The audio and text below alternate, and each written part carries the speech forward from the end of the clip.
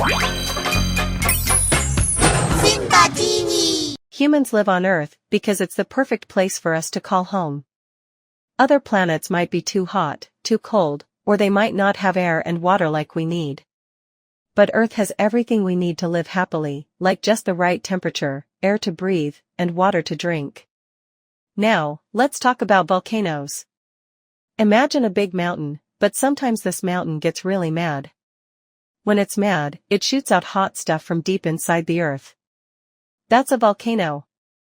Volcanoes are like Earth's way of letting off steam. They can shoot out hot rocks, ash, and even rivers of hot, melted rock called lava. Even though they might seem scary, volcanoes are helpful too. They create new land and release gases that make the air cleaner. So, Earth is the only planet where humans live, because it's like our perfect home, and volcanoes are just one of the cool things that make our planet special.